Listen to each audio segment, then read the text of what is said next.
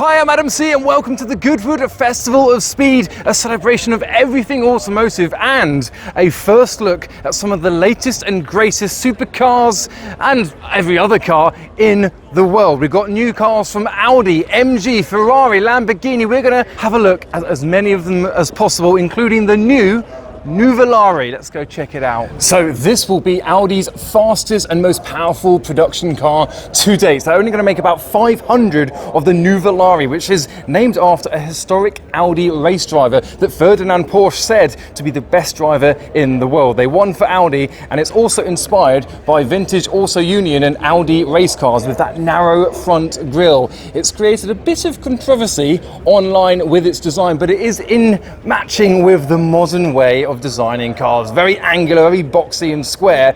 In the flesh, it looks a little bit better than the original press photos. Now, obviously, this is inspired by the original Audi R8. We've got the blades down the side of it as well. And much like the R8 to the Huracan or the R8 to the Gallardo, this is essentially a Temerario underneath, but it's actually got more power. Normally you'd imagine that they'd reserve the Lamborghini to be the more sporty and faster one, but the Temerario only has about 900 or just over 900 horsepower, whereas this has 1,000 with its twin-turbo V8 hybrid system. So it's a very fast Audi, and they are going to reach production this year. And yet this is our first proper glance at it, the new Audi Nuvolari.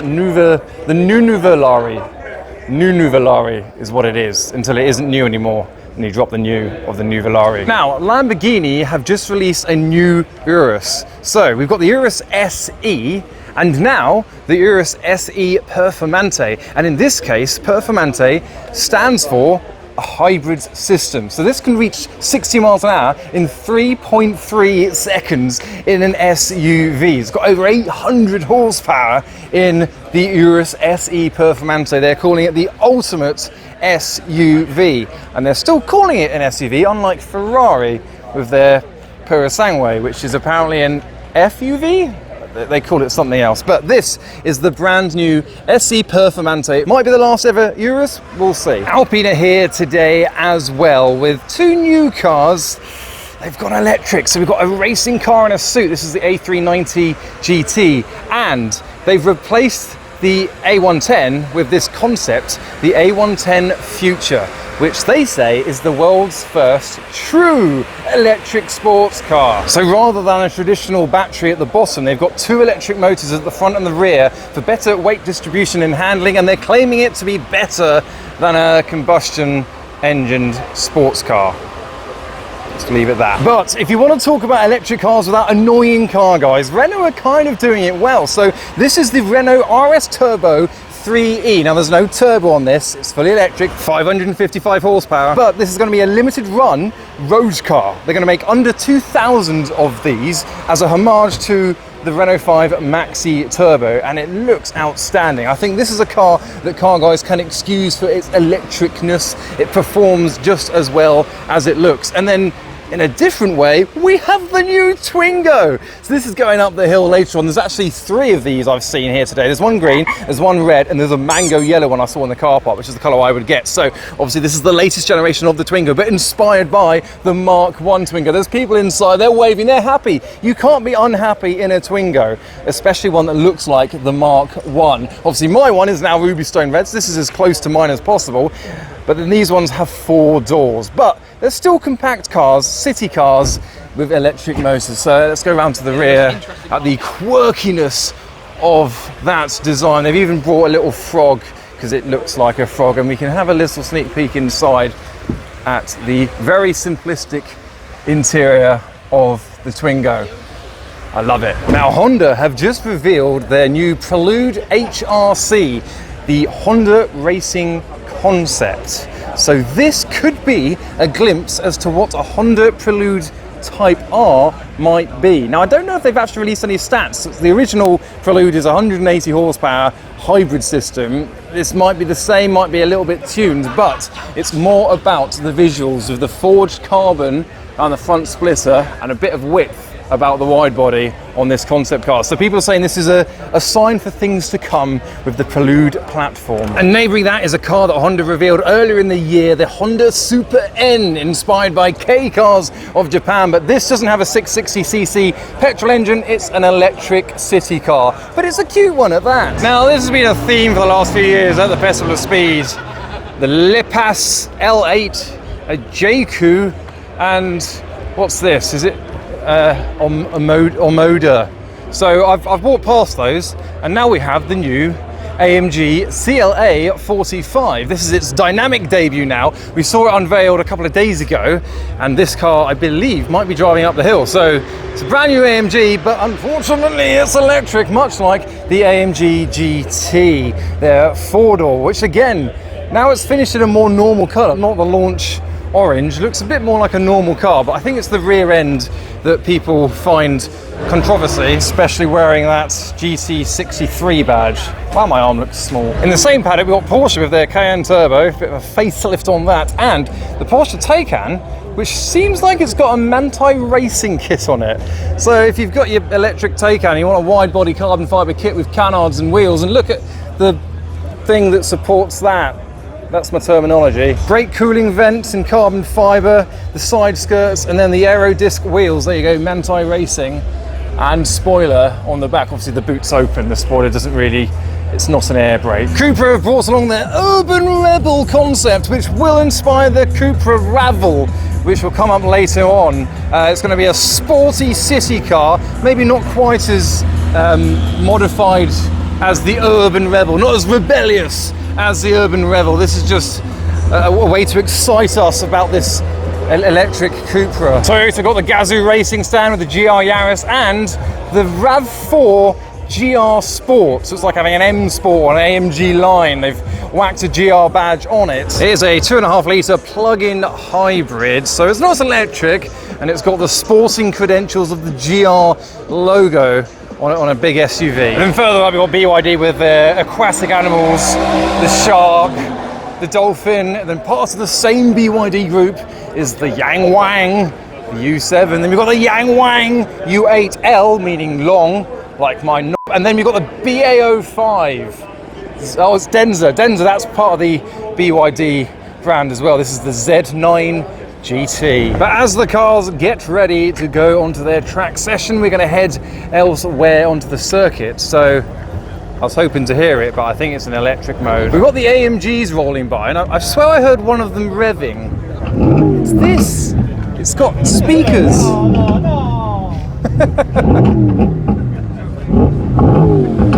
But beyond the brand new EVs and concept cars, we have a bike that's going to run me over, and the beautiful Bizarini, one of my favourites here. I filmed that in my previous video at the Festival of Speed. This is the start of the new classics section. So resto mod vehicles, you've got the Gunther Works Porsche 911, and then behind that we have the Chimera.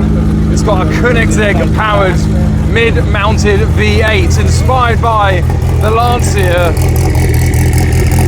Yeah, that's more like it. There's the Range Rover that's probably an EV. We've got the Nicholas Can-Am race car.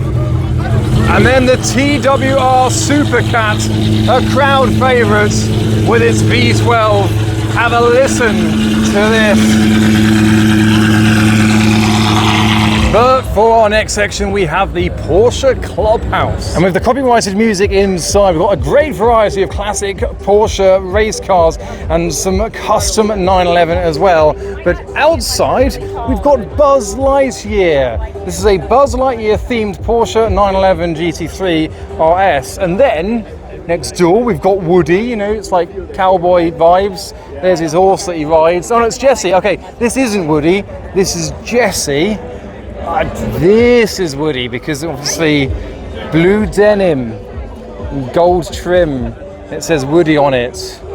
That's Woody. But we can't talk new cars without having a look at the Neue Klasse BMW. So this is what could be the new M3. Look, you've got an M badge there, but it's just a concept car. It is powered by electricity with those hunched arches, and I love the blue interior. Look how red everything's getting. And have a look at that rear end. The diffuser is massive. And then the ducktail spoiler, twin tail lights, and then more squares. They were on the front as well. Oh, I'm gonna be in the way of the official video of the car and its snout. Well, I can get used to that snout, it's nice. What's the countdown for? Does it come alive? Oh, Vicky Butler Henderson likes it. Hello and welcome. Goodwood Festival of Speed and the BMW stand. I'm Vicky Butler Henderson and I am the N Concept Neue Klasse. We also know. It is my privilege to introduce to you two people who have been instrumental behind this concept. The first of whom is the CEO of M. He is Frank van Meel. Is he? Oh, he's there.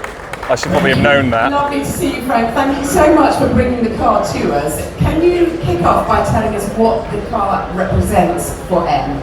Well, the BMW and Concept Neue Klasse represents the fully electric future of BMW M. And as the flagship model of the high-performance segment, it combines BMW M heritage with motorsport DNA and also with everything you know from M from the past until today. That rhymes. But this year there are a couple of cars that have been hidden away from the public. One of which is by our friends behind us. So here we have not the Type 00, this is the Type 01. So this will be the production model. This is their testing car. They've driven it all across Europe, so it's actually quite filthy and a little bit damaged, but you can see it's the four-door version of the concept car we saw here last year. So this is, you know, it's visible to the people, but it's still in camouflage, but they do have a car that's got a little bit less camo going up the hill, but that is also hidden around the corner. You can't go up to it at all. You can only see it from a distance going up the hill, and I saw it earlier today as it turned around at the bottom of the hill. So you can see a few more design cues, such as like the headlights, they're a little bit bigger than in the concept car that we saw last year here at the Festival of Speed. But again, we're not allowed to walk around this. It's there, it's down there in a pit, like we're looking at animals, jaguars in a zoo. Maybe it's the Jaguar enclosure. I think that's probably what they've done. If they haven't, they've missed a trick. But yeah, this is the Type 01 that we will see towards the end of the year. But Jaguar aren't the only people to have hidden a car away. Ferrari have done the same. So in front of me you see a typical range of Ferraris that you'd come to expect at the show. The 849 Testarossa, the 296 Speciale, the Pura Sangue, the 12-cylindry Spider and the Amalfi Spider. But we've got a secret hidden car behind the security of Ferrari that I've managed to penetrate, not penetrate, ask for permission to go inside. So this is a very lovely VIP behind the scenes Ferrari area for guests of Ferrari to chill out at and eat hors d'oeuvres and probably shrimps. But behind these curtains is perhaps the most controversial Ferrari in recent years, the new Ferrari Luce. Now I'm part of a media timing slot with this car. We've been allowed to have a look at it and I don't know who's listening, so I need to be careful, but this is the car that they dropped recently that some did not agree with. This one's finished in like a metallic matte grey, and what's interesting straight away is there's no traditional Ferrari shields. You have this in replacement, this Ferrari panel down in the door, but the 5-spoke wheels are very Ferrari. The front end does follow the modern design trend of Ferrari. However, this was designed by the same designers that designed for Apple. So it's a collaboration between Ferrari and the company known as Love From. The classic twin taillight setup on the rear of this car are not your traditional three-dimensional bezels, but instead they are part of this black panel here, and they're pretty much 2D, almost as if they're projected within the rear of the car. Number plate is housed underneath that black panel. And then talking of black panels, to lower the roofline of the car visually, the entire roofline is black.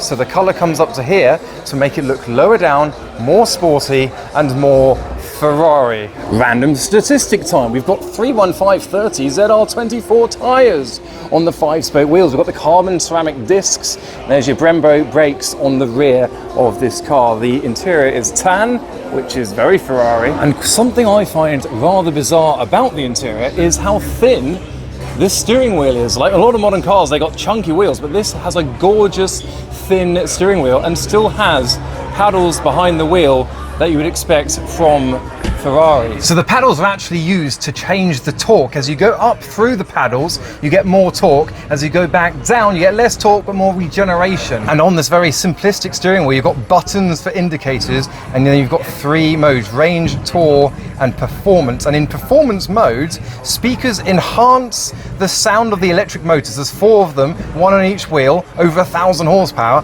They enhance the sound that the motors naturally make, and they release them into the cabin. And on the other modes, and I think in performance mode 2, under 30 kilometers an hour, they boost that sound to the exterior because they legally have to let people know that you're coming in your electric Ferrari. But otherwise, inside this cabin, you've got a couple of cup holders here, and you've got the massive Ferrari key. That is indeed the key for the car. Goes in there, clicks down, and then you turn on everything.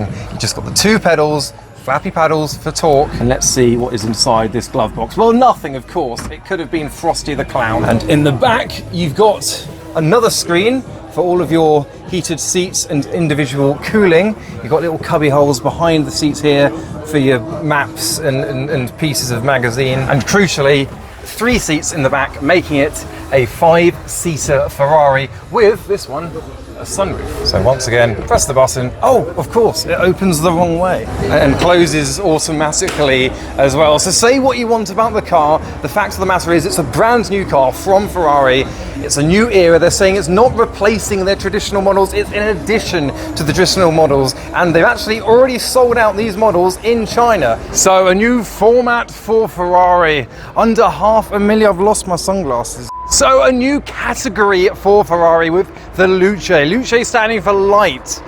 Weighs over 2.2 tons, but they say with the grip and the handling of the car, you shave a lot of that weight and it becomes a worthy contender in the range of Ferraris, like the 849 Testarossa, the 296 Speciale, and even the Purosangue. That created drama when that came out as Ferrari's first, they don't say it's an SUV, but Ferrari's first of that category car. And now it fits snugly in the lineup of these cars, and soon so shall the Luce. 0 to 60, 2.5 seconds, that's the same as a Veyron, just saying that. But now it's time for you to make your own minds up about the Luce and about all of the new reveals here at the Festival of Speed. But I hope you enjoyed today's video, but for now, thanks for watching. Proper car.